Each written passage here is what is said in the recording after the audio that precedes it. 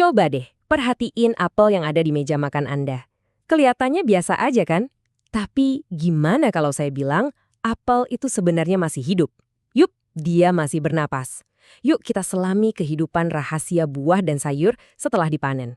Percaya deh, setelah ini Anda bakal ngelihat isi kulkas dengan cara yang sama sekali berbeda. Kita mulai dari angka yang jujur aja bikin kaget. Bayangin, sampai 40% dari semua buah dan sayur yang dipanen itu hilang atau kebuang gitu aja, bahkan sebelum sampai ke tangan kita. 40%, itu banyak banget, hampir setengahnya. Coba kita pikirin deh, semua kerja keras para petani, air, lahan, energi yang dipakai, hampir setengahnya bisa lenyap begitu aja. Ini bukan cuma soal buang-buang makanan ya, ini soal pemborosan sumber daya yang luar biasa besar. Nah, ini dia pertanyaan utamanya. Kenapa bisa begitu? Apa sih yang bikin buah dan sayuran ini jadi rapuh banget setelah dipetik dari pohonnya? Inilah misteri yang akan kita pecahkan bareng-bareng. Oke, investigasi kita mulai dari petunjuk paling jelas yang bisa kita lihat langsung dengan mata kita, sifat fisiknya. Gimana bentuk dan tekstur itu bisa jadi penentu nasib mereka? Nah, ini dia kunci dari semua masalahnya.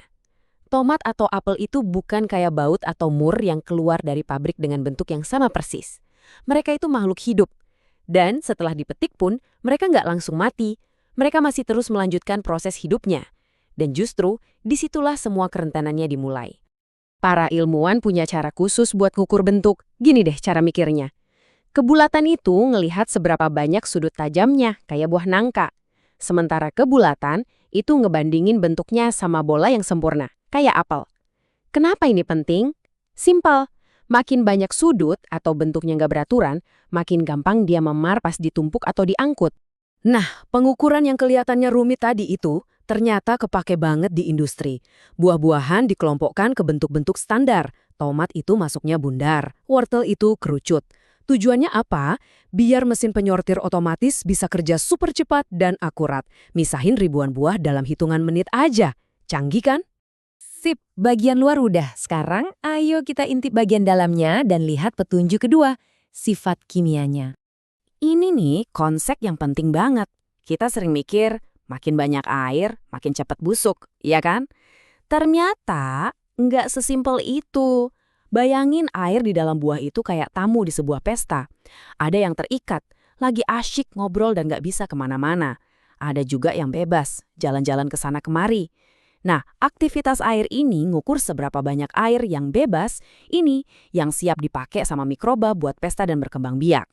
Dan ini dia angka saktinya, 0,85.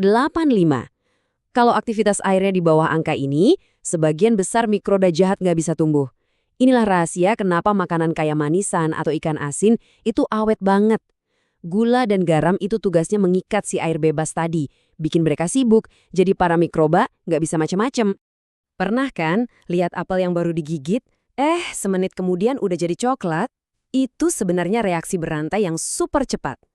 Gigitan kita itu merusak sel, bikin bagian dalamnya kena oksigen.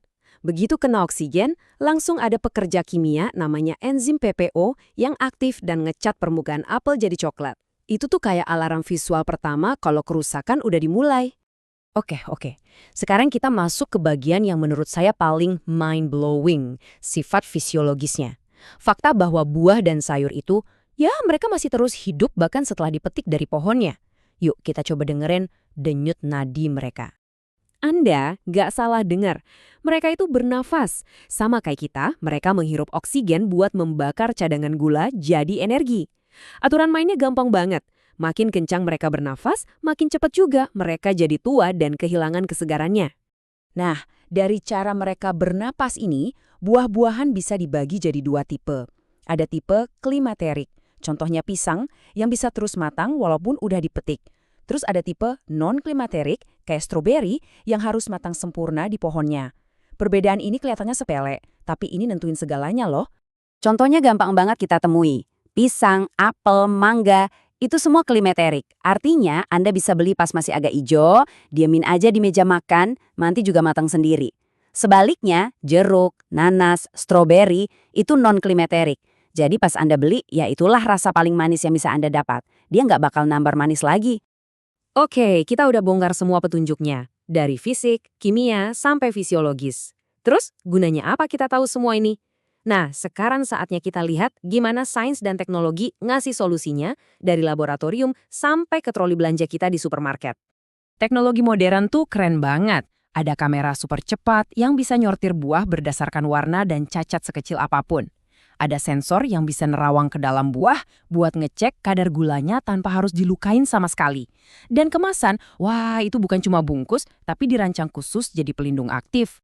Anda pasti sering lihat kan kantong selada di supermarket yang kelihatannya agak kembung. Nah, itu dia teknologi yang namanya MAP. Isinya itu bukan udara biasa. Komposisi gas di dalamnya itu diatur secara khusus. Biasanya oksigennya dikurangi. Tujuannya? Buat bikin sayurannya tertidur lelap, jadi napasnya melambat, dan akhirnya dia bisa tetap seger jauh lebih lama. Jadi, intinya apa sih dari semua ini? Semua teknologi canggih tadi dasarnya cuma satu, yaitu pemahaman sederhana bahwa buah dan sayur di depan kita itu bukan benda mati. Mereka adalah organisme hidup yang kompleks yang butuh perlakuan khusus penuh perhitungan. Jadi lain kali, pas Anda megang sebuah apel atau tomat, coba deh ingat lagi perjalanannya yang luar biasa. Ingat kalau dia itu makhluk hidup yang terus berjuang melawan waktu biar bisa sampai ke tangan Anda dalam kondisi terbaiknya. Semoga ini bisa ngasih cara pandang yang baru buat kita semua.